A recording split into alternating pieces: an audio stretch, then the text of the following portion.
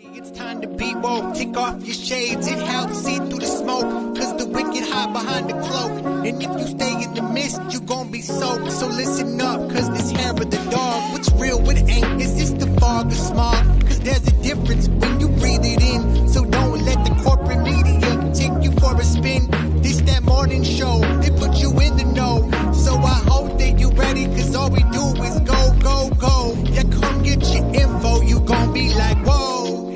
Dog, we bout that, ayy. We in the zone, we out here, yeah. Speeding the fact. Good morning, everyone. Welcome to Hair of the Dog. I'm Andy Kennedy. It is Friday, and I am supposed to behave today. So I'm not going to go into my normal snarky description of how we act on Friday. I'm going to behave myself. We have an absolutely jam-packed show for you today. It's just filled with wonderful, great things, and we've got too many guests because we've overbooked, and instead of canceling one, we decided we were going to talk faster. So, without further ado, I am going to introduce my lovely and talented co-host, Miss Carrie Barber. Good morning, Carrie. And wait, Carrie. It's Friday, it's live. Anything can happen. So yeah, good morning. Thank you, Andy, for that. And yeah, you're muted, said no one ever. Right. It happens. So thank you for everybody who's tuning in, especially on this Friday. So I'm trying to behave because I know Amber's going to be tuning in. So welcome to Friendship Friday. Let's try that. So if you are watching us for the first time, thank you for tuning in. And we are live, obviously. So we are taking your questions, and you can do that through any of our social media channels, any of our syndicated channels. And good morning to everyone on the KRTD network. Thank you so much for tuning in. So we are going to get right into it because we are double booked today, and it has never happened. So there's so much content we want to get into it. But first, I do want to make a request of everyone who's watching this morning. We are talking today about journalism and particularly censorship and what can be done for journalists. And right now, in this moment, Gaza is being invaded by Israeli forces. So if you are not familiar with what's going on with Gaza, these are people who have absolutely nothing. Very little access to medications, doctors. They can't move. They have very little in the way of housing, no clean water, all of these things. And they are up against the elite military force, the fourth largest in the world. So what is happening and has been happening over the last few days is journalists, particularly in Palestine, are being censored across social media. Their feeds, the things that they are tweeting, the videos, the reports that they've been trying to get out are being removed across all social media platforms. And they did come out with this is YouTube, Instagram, Facebook, Twitter, all of them have all said in unison, oh, it was a glitch. It was just a glitch. So what I am asking you to do today is find your journalist in Palestine. You can do a very quick search across whichever social media platform you prefer. Do a search for a journalist and buddy up with them. Every time they post something, every time they post a video, save it to your PC, retweet it, get it out. And the reason for this is journalists, regardless of where you are on the political spectrum or your personal feelings, we are the caretakers of history.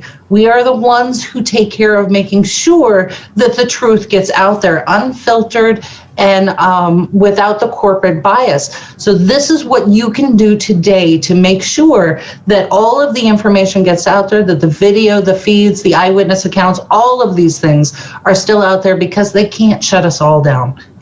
It cannot happen. So please, today, find your buddy in the Palestinian journalism sector and retweet or repost whatever they send out today, because it is so important, and I cannot stress that enough. So I've already picked my buddy. It's very important. And if you're referring to this as a conflict, then you may not have all the information that you need, because currently the classic corporate narrative, which is out there the strongest because it has the loudest voice, is making this sound like an equal conflict when it is more conducive to calling this genocide, right?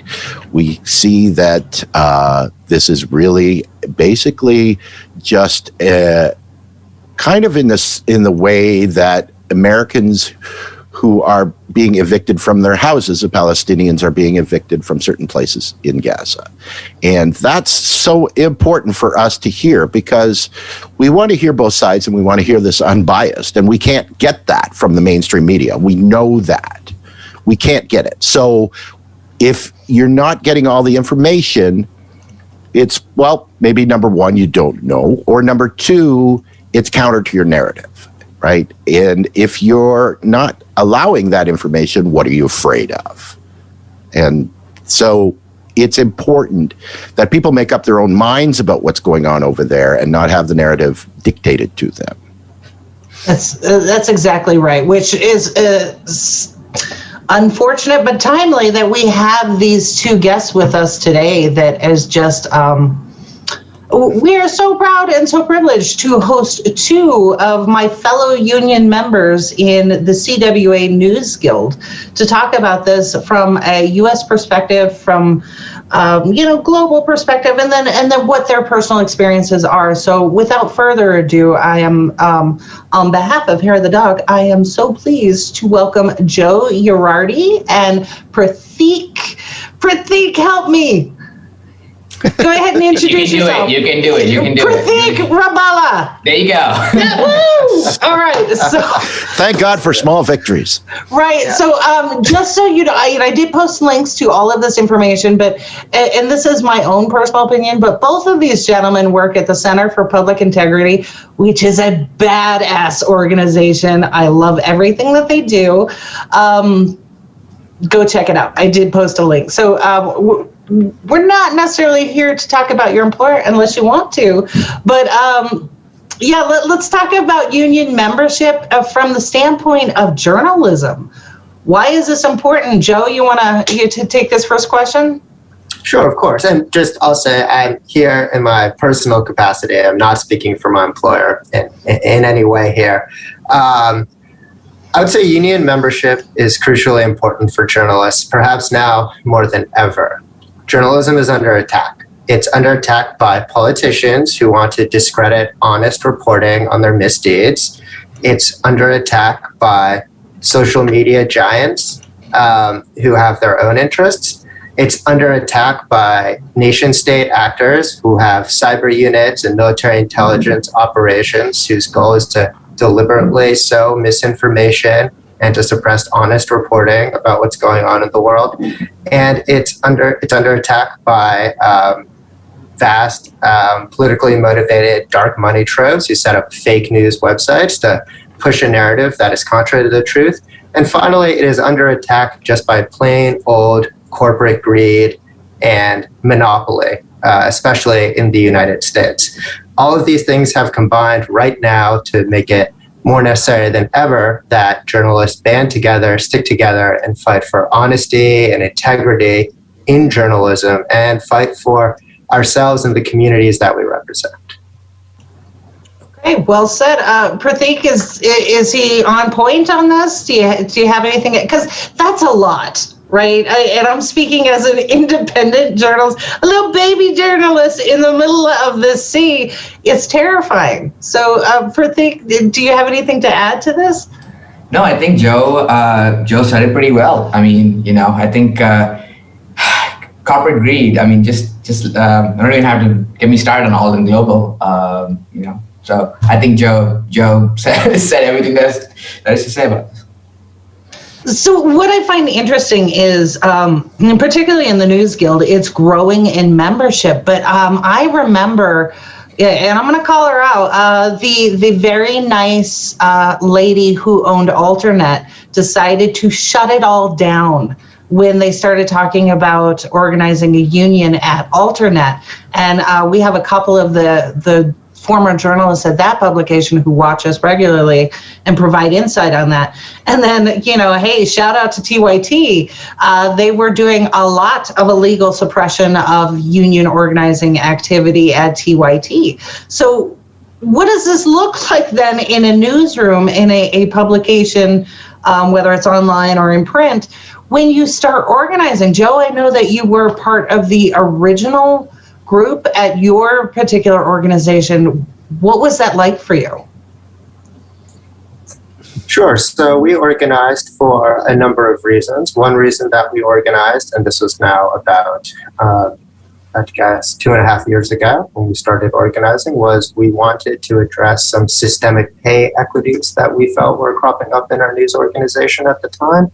We felt that especially women and people of color were not being paid fairly compared to their white and male peers. We had a big issue with that.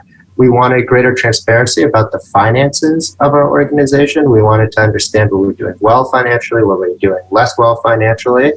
Might there be a chance we would be laid off, right? Journalism is a very precarious field. The finances are often kind of up in the air. So we felt that we were owed a little bit more information than we were getting. And generally, we wanted a little more job security. The fact of the matter is, in any industry in the United States, if you are not a member of the union, you work at will. That means your employer can fire you or lay you off for any reason or for no reason, with the rare exceptions of a few very specific protected categories like race and gender. But even then, it's very hard if you're an individual who feels like you've been fired or discriminated against to find a lawyer or go through the various complex government agencies to try to get that issue redressed. The power of a union, and a union contract specifically, is it is a legally binding document between your employer and you as a member of a union that says you are entitled to things like just cause, which means you can only be fired for a good reason. You can't just be fired because your boss doesn't like you that day or they're mad about something that you did. Guarantees things like raises to keep up with the cost of inflation, set promotions, rules around things like layoffs, notifications of layoffs, severance if you are laid off. You can bargain over things like your health insurance or your retirement accounts. All of these things you have a say in when you're a member of a union. If you're not, it's totally up to your boss. Whatever they want to do goes. So for us, it made all the sense in the world to build a union and to bargain a contract. And, you know, we're pleased that we were able to do so. So there are 2 points of well, I guess let's call them fun facts that people need to be aware of. And from my experience working in corporate and C-suite executives, every time that there was a layoff or something like that, the arbitrary decision went to the frontline manager and maybe one person above them, and they always chose the person that's going to affect them the least. Didn't matter whether you were doing a good job, how much tenure you had, all of those sorts of things. It was all about what's going to affect me, who can I live without? And so union membership actually helps counter that a little bit in your favor. And then the other point, and this is a happy fun fact for everybody in the United States, when we have these protected classes, race, gender, orientation, whatever, those laws don't apply to any organization, company, or otherwise with 15 or less employees. So that's a happy fun fact. Yeah, I did not know that. When you go out to the Labor Relations Board, they tell you straight off, you're on your own with a small organization like that. And depending on how your corporate entity is structured, your division may actually fall into that category where it doesn't apply. So union membership is the bridging the gap in those protections because it supersedes all of those things. So yeah, those are things to be aware of. So Pratheek, you are now a shop steward, is that correct? I am, and I just wanted to say, I mean, one thing that I think people kind of forget is that it's really hard to win these cases. It's really hard to prove that your termination is a result of discrimination of some kind. So I think that's another case where, again, you know, having the support of your colleagues in a formal mechanism is really helpful to sort of make the case to your employer that they should rethink their decision. That's an excellent point, and I always tell people this. Do you have $60,000 for a retainer? Because even on a slam dunk case, that's about what it's going to cost you. You've got to start with all of that money, the depositions, and then you're up against typically a corporate entity who's got an entire legal team to stall things and wait you out. You will never see your day in court. It just, yeah. So this is why I am a strong advocate of unions. So as a shop steward, what kind of activities are you responsible for in the day-to-day operations and making sure things are running smoothly? So I think this is specific to each unit, right? Because at the end of the day, it's a bottom-up type of system. So really, your unit decides, and your unit chair decides what kind of job duties or roles you have. But I mean, a lot of it is just talking to members, just making sure that they feel heard. Again, in our shop, a union's a new thing. We're in our first contract right now. So I think it's a big part of that is communicating to members that they do have these protections, that they should feel empowered to sort of express their opinions on management decisions. So a lot of it is communicating with members. Obviously, if there's any potential issues, we have to.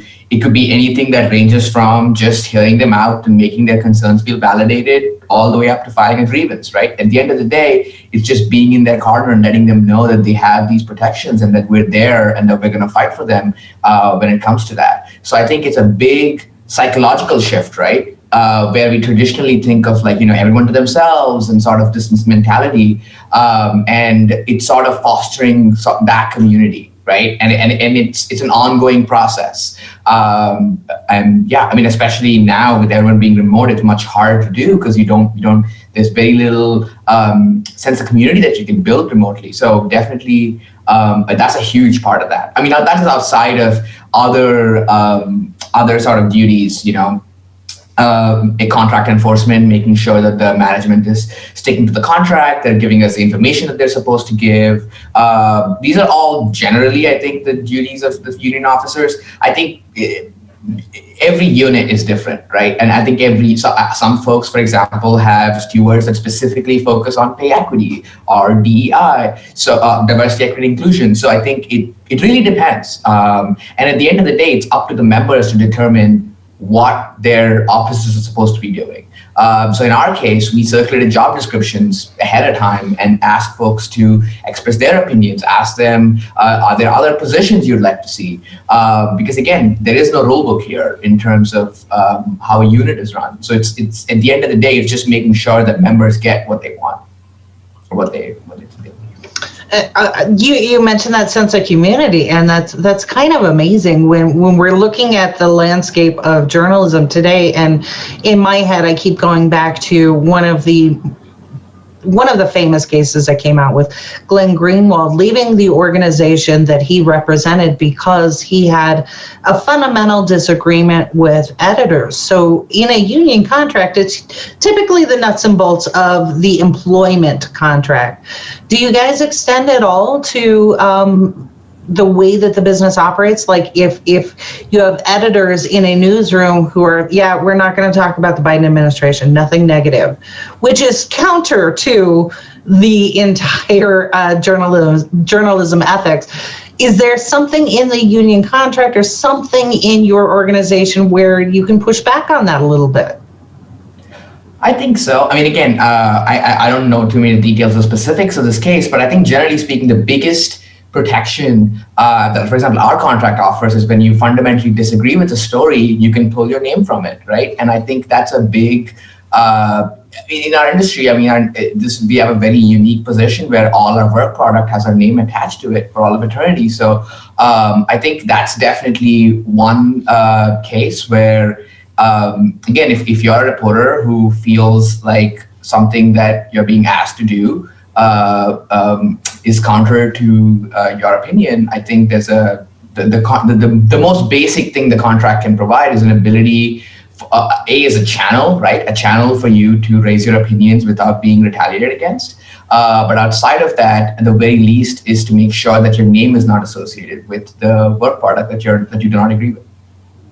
And one other important thing in a similar vein, since, you're talking about sensitive reporting on the federal government, for example, in our contract, we do have protections surrounding the legal rights of journalists to protect their sources and to refuse to hand over their sources in response to subpoenas or other summonses from judges and courts. And we think that's crucially important, right? I mean, if someone comes to you, potentially, they could really be putting their freedom or even their life on the line. And we want to be sure that we treat that with the seriousness that it deserves. No good reporter will give up their source like that. And we have protections in our contract to ensure that our employer can't compel us, basically, to give up that source. So that's also something that we fought for in there. Right. And I think the other thing is that your employer can't leave you alone, right? They can't leave you alone to fight the DOJ on a subpoena.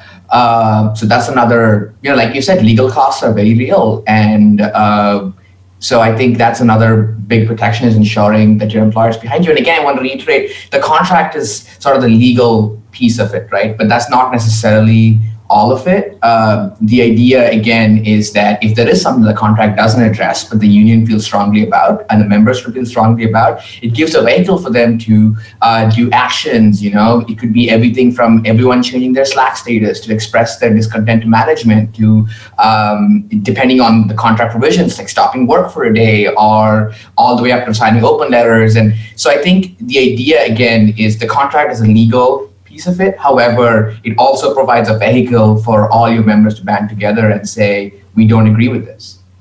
There's no such thing as an illegal strike. There are only unsuccessful strikes. That's certainly true. And that goes, Andy, to a great point of kind of what Pratheek was saying, which is really, the power of the NewsGuild and the power of unions generally and the entire labor movement throughout all of history, and certainly now as well, is less so in the contracts that you win and the legal protections in those. Those are very important and good tools to have. But ultimately, the most powerful weapon that we have in the face of corporate power or government power, money, all of those things, is our numbers, our solidarity, and our unity. And what unions allow working people to do is to band together and in some form of to equalize that power relationship to some extent. And that's really the most important thing that unions offer journalists and any workers. Absolutely. And if you'll indulge me for a second, Gary, my union activity through my 30 years of unionism is in the automotive industry as an electrician. And so I started, became a union member in 1987, when unions were a lot stronger, and the slow degradation of union rights and capital's dismantling of the entire union system, including the misinformation campaign from capital to try to vilify unions in normal society. We see now that union membership is at an all-time low, and that's by design. Right? It's absolutely. When you look back through time and you see at a time in the 70s when we saw the two aspects of the national wealth, capital and labor, were both rising in terms of wealth at the same time. And at a very specific time when this all started to happen, is that capital continued gaining their wealth, and basically labor flatlined. And that was all a campaign to defang unions, right? People don't realize that all of the things that you have as a protection in the worst workplace are because of unions, including things like the 40-hour work week, right? The ability to refuse unsafe work. All of those things, if it wasn't for unions, they wouldn't be in place. We have to be, and that's across the board in every single aspect of society, any worker, right? That's a very important point to make. And Andy, I just want to, since if you indulge me in a little history, just a few years before you first joined in 1981, right? Reagan's very famous fired all the air traffic controllers. And I think there's business research in this about how that specifically emboldened anti-union, union-busting activity, because someone all the way at that high level could do such a public set of union-busting activity and get away with it, right? Oh, absolutely. It's all about the narrative, right? If you can control the narrative, you can, and I remember very specifically it attacks on, those lazy union members, they get paid this huge amount of money and they don't do anything, right? And those were coming from capital. Right, and it was a way to divide, and we see that in society. Right, the current class war that we have, it's all part and parcel with capital's basic overtaking of the society. Right, and it's all important. This is why it's so important. And a quick example: if you think that it's no longer important to be in a union, that it doesn't matter because unions have no power, right? When the pandemic started and everyone, because of the fear of the unknown, the governments basically shut everything down because they were so afraid of what was happening. Well, in the United States, because of the lack of protections of workers, everybody was getting laid off. Well, Sarah Nelson, who is the president of the airline industry workers, she started talks with the corporations, with the large airlines, and basically got protections for them through the entire pandemic, that they received their normal pay while doing nothing to protect those workers, right? And that's just because she knew how to do it. But that's a huge thing, because people say, well, we don't have this or we don't have that, and we can't, well, she stepped in and saved the people that worked in that industry. And that's a huge thing. The unions still have power.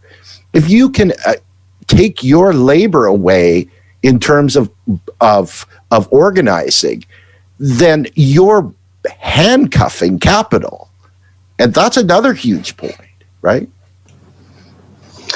Sorry, I've kind of gone on a little. It's okay. It's a union conversation. And obviously, we could and should talk about this for hours. And we didn't even get to the PRO Act, which is so important. And I know that CWA in particular and CWA NewsGuild is really pushing that. So, guys, would you be willing to come back and spend maybe another morning with us and talk about the PRO Act? Because there's another piece of this, Pratheek, you brought it up. It's a sense of community. In my small little local, we're having conversations about journalism and reframing the conversation around specific things, particularly when we're talking about Black Lives Matter and police brutality, changing the words that we use as journalists. And that has such power when it comes to the public narrative. And we see this, when we open the story with Palestine, and using the legitimate word apartheid applied appropriately in telling these stories. So, Joe, Pratheek, thank you so much. And this has not been nearly enough time. Joe, please, go ahead. Sure. Before I go, I really would be remiss if I didn't put out one call to action for your viewers.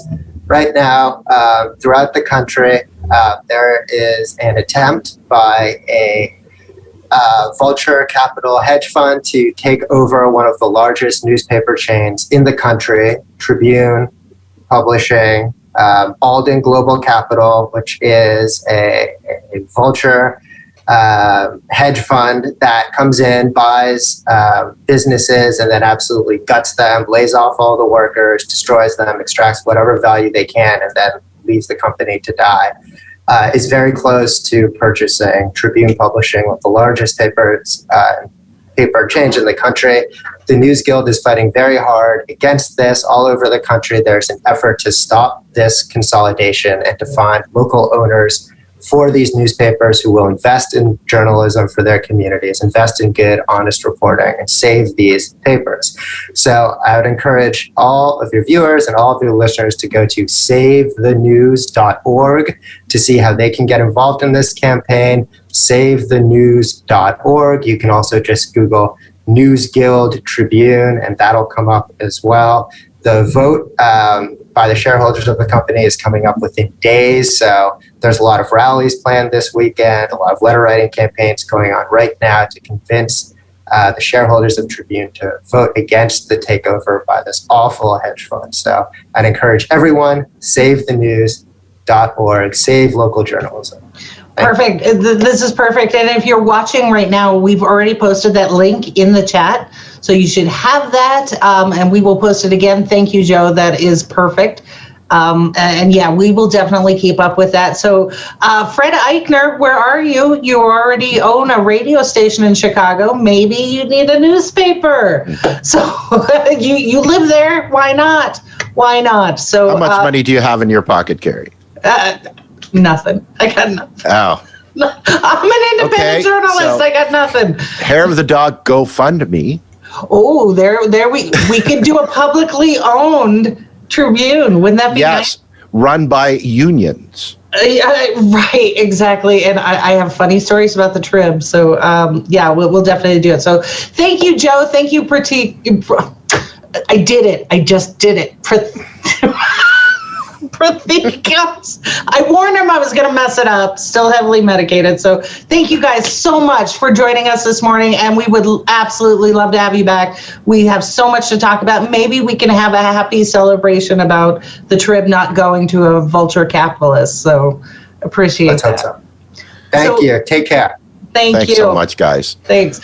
So now we have a couple of events that we really want to, it's Friday. So what are you doing this weekend? We have a couple of events that we want to highlight, particularly around the country. So I know there's one coming up in Chicago for Medicare for All, a rally, and that is with Our Revolution and a couple other groups. I think the CWA, the Nurses Union is hosting that one in Chicago. But if you happen to be in Florida, particularly in the Jacksonville, Tallahassee area, Andy, this is the first graphic. This is when we talked to Rome earlier in the week, he has this huge bigly event. This is part of his tour for the poor. He is crossing the country doing community outreach and conversations, just rational conversations with people who are experiencing housing insecurity, homelessness, or just in general need. And he is actually doing the face-to-face conversations about how we work together in solidarity. So that is coming up Saturday, 3 to 6. And all that information's there. Then there's one that's today. If you happen to be in the tri-state area, New York, New Jersey, any of those areas, this is a real quick trip for you. And this is quite literally going to be a historic event and a historic moment. So earlier we had the national leadership of the new African Black Panther Party, the White Panther Party, and the new Latin Kings.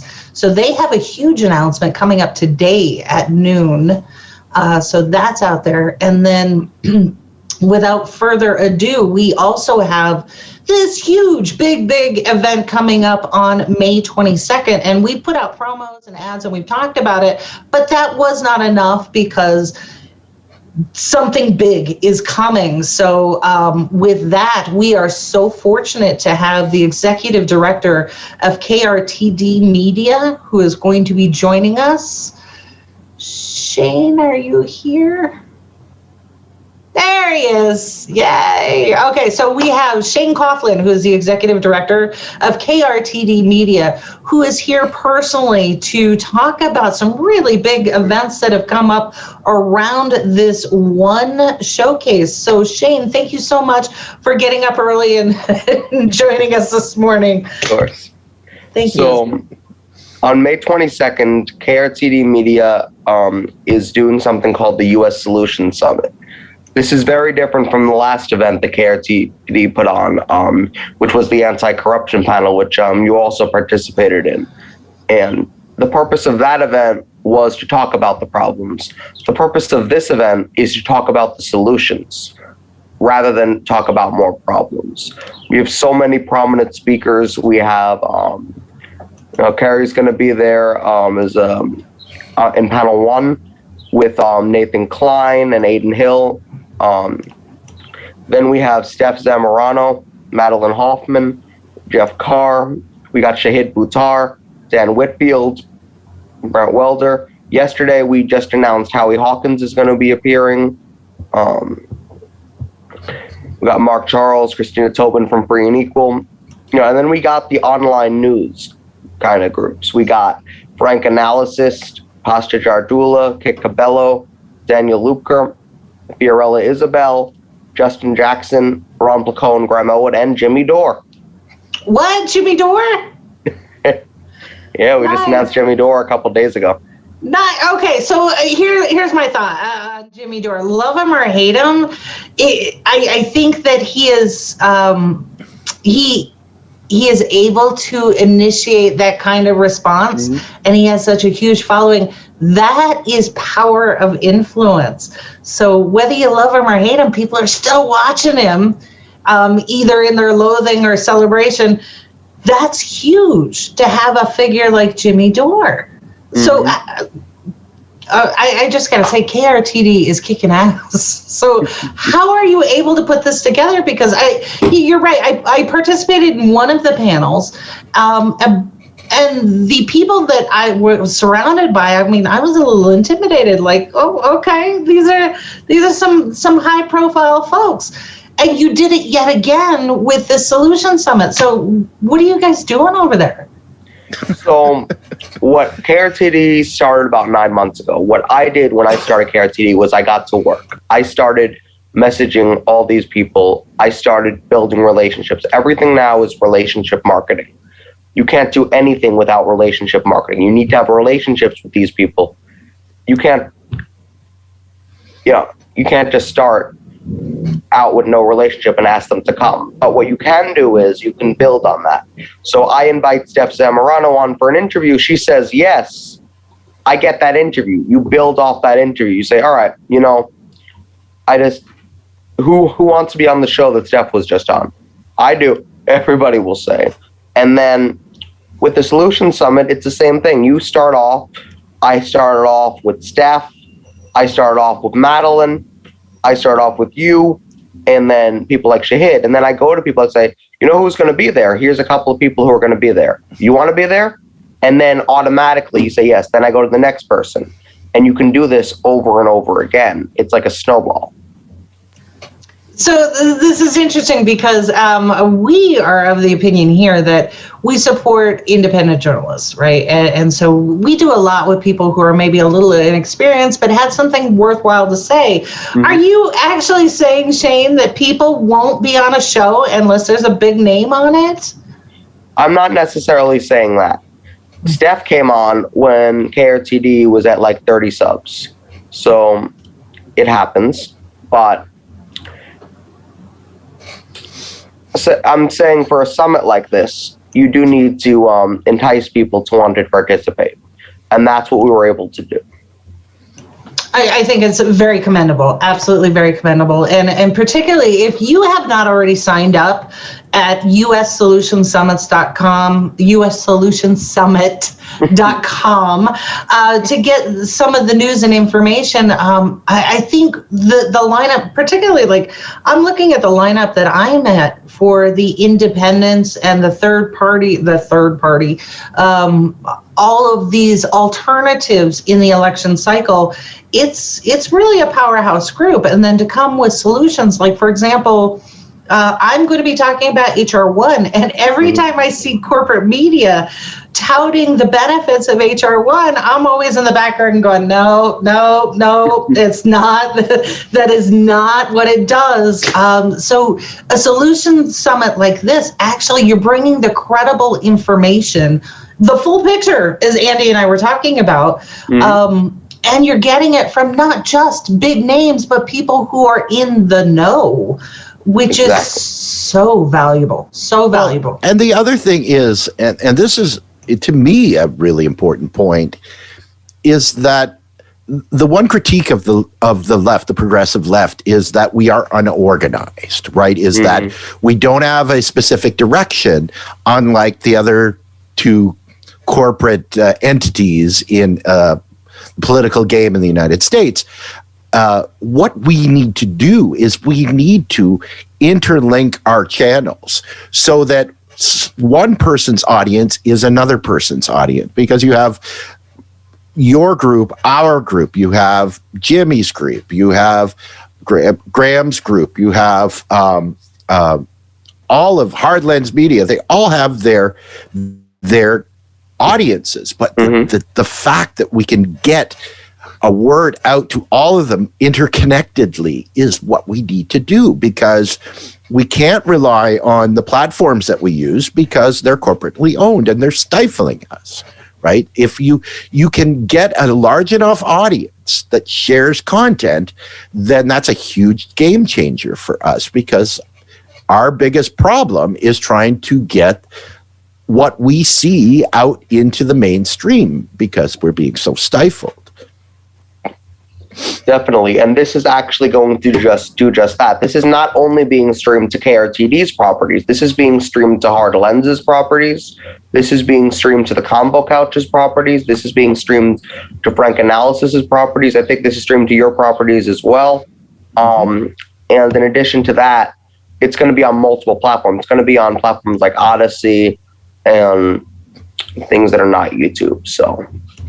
Oh, absolutely. And, getting back to the union conversation, this is one of the things that I have been pushing with my local, quietly, I'm still the new kid, but extending those protections to independent journalism, like in particular KRTD, you've got an entire group of journalists, not only on your publications, but I know that you're getting ready to roll out written content and things like that. Having those protections for us from a union perspective in a situation where we don't necessarily operate under a solid union contract, right? So what we're doing with our own network, like I may not always agree with the gray zone or status quo, but I am supportive of them because I recognize solidarity in all of this, and that is so important. And Shane, I opened with the broadcast I did with you where we got labeled QAnon. Oh, right? yes. So, yeah, it's amazing. QAnon for criticizing Biden from the left.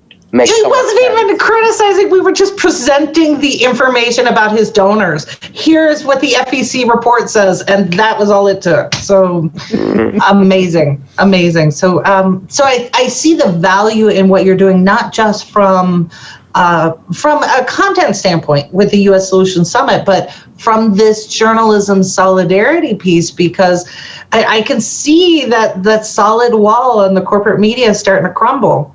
And it is my great hope that the work that we're doing on the independent media space, left, right, whatever, that the credible reporting will rise to the top, right? So we can fill that niche. Definitely. And something we forgot to mention is Andy's going to be one of the hosts at the summit. Nobody forgets Andy. Well, the thing that I wanted to talk to you, Shane, about is I'm a little bit perturbed that specifically that the one panel that I'm going to be hosting has a member of that panel who singularly has the most mispronounced first name in the history of American politics, right? Thanks a lot, buddy. Appreciate it. Hey, I see. But Andy knows how to pronounce it. Who is it? Shahed Buttar.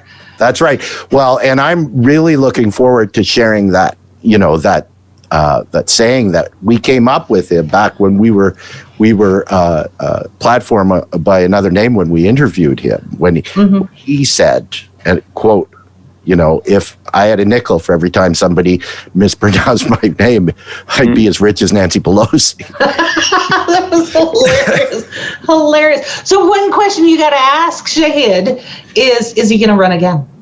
You got to get that in there. Oh, it's coming. Awesome. Probably will. Absolutely. I'm really looking forward to talking to both those gentlemen because I think that they both have an amazing story to tell. Oh, and they're very specifically similar in their own policy positions, but the way that they've entered into U.S. politics couldn't have been more diametrically different. Right. And I think that that's going to be an interesting critique of both gentlemen. So I'm looking forward to it. Third person just got added to your panel. I think before it was Shahid and Dan. Now it's Shahid, Dan, and Brent Welzer. Oh, very nice. See, if you're not already signed up, you are going to miss all of this great information. So Shane, this is running all afternoon into the evening, right? This is like a big deal. This is from 4 p.m. Eastern, 1 p.m. Pacific until about 9:10 Eastern, whatever, Pacific. I am bad at time zones. Yeah, it's okay. We struggle here too. So for those of you who are maybe, doing nothing or no, this is important. At 4:00 Eastern, I'm going to be on the first panel. So you got to tune into that one. Absolutely. Right. And I believe my panel is number 3. So okay. We're getting us off to a great start. I like to say, Shay, that the U.S. Solutions Summit is going to be amazing, but the virtual after party, I'm really seriously considering getting into a solution of a different kind. Oh, yeah, that's right. There's a virtual after party, but it's not for the viewers, not for you That's guys. right. In Canada, we haven't been nearly vaccinated enough, so there might be a different kind of shot going on afterwards. I'll just say that. Right. What happens at the virtual after party stays at the virtual after party. Yes. The after party will not be televised. No, but tune in the following Monday and we'll dish all the tea. Absolutely. The other thing I wanted to mention about the summit is there's going to be a live performer there to between each panel. We hired an independent musical musician. I was going to say we hired an independent musician. Her name is Lily Rose. She does a bunch of covers. She does her own songs, and she's going to be doing a 10-minute musical intermission between each panel. So a little bit of entertainment for you guys. And if you need she is absolutely amazing. This is a wonderful singer and guitar player. I've heard her stuff before, and I've seen her when she actually was involved a couple of times with Shahid in his broadcast while he was running. So they're in for a treat. Absolutely. Right. So come for the content, stay for the rose. It sounds like an amazing event here. So, Shane, so I do have a follow-up question on KRTD. So for anyone who is, for whatever reason, not familiar with KRTD's work, you guys have already, we're on your network in the morning because we're crazy enough to do a morning show. Or we're old, the Blue Hair Special. We get up early. But you have a bunch of other shows and programs that run throughout the course of the day through the week. So do you want to talk about some of those too? Sure. So we have KRTD News, which is every Friday. You co-host one of the Fridays. We got Madeline Hoffman co-host one, Joe Evans co-host one, Judith Gottsfeld. You got bunch of, actually, if you look at it, it's a bunch of former candidates co-host the show with me every Friday. And that's really or sometimes current. So we got the news show, and that goes into covering news. The host may not always agree, but it really gets into the heart of all the issues. Like for later today, the news show is going to be on. We're going to be talking a lot about Israel, Palestine, and some of Andrew Yang's comments. So. Okay, so for those of you who have not watched the First Fridays with Shane and I, we have this ongoing kind of gentle person's bet over Andrew Yang. I am loath to see him propped up so highly in the New York mayoral race. Shane you're still holding out that he's gonna hold that top spot, right? He's lost my support, but I still think he's holding the top spot. Come on, New York. Come on. And I keep saying that we had Rahm Emanuel in Chicago. Let us be the lesson for you there. We did that. It was terrible. We have lasting effects. Now we've got another neoliberal in Chicago. New York, come on. Andrew Yang's not a liberal. He's a he's more like a Republican, but Hardly. No, he is a full-on neoliberal. He is his own brand. He takes pieces of other political ideas for his own personal use to profit from them. That is who he is. He's definitely like anybody who played D&D. The gelatinous cube. He's the political gelatinous cube. Yeah, I got to side with Carrie on this one. I was hoping, when he first broke on the scene, that he lasted as long as green ketchup. So, we got a couple of other shows. We have a fun show called Meet the YouTuber. We bring on content creators. A lot of times the smaller ones, we want to give them a chance to help them grow their channels. And we have a bigger YouTuber who hosts that show, and she'll help them out by having them on. So they usually gain some subscribers after coming onto that. We have a show called the International Workers Movement Podcast. That's a more, our network does not have a particular ideology. That's a communist show. So we have that. Mm-hmm. And that's with the Falcone General, literally. Who is adorable. If you haven't tuned in to watch, you got to watch Falcone. So he pops in every once in a while. And just real quick, okay, so everybody who's weighing in on the chat, I'm glad that you're entertaining yourselves, and I appreciate that because we were so busy today, we didn't get to a lot of it, but I just want to do real quick. Good morning to Mike. Thank you for posting the link about the Emergency Workplace Organizing Committee's PDF guide. That is there. He also has a really nice snarky comment about Chank is a phallus with ears and a bad haircut. Kind of agree.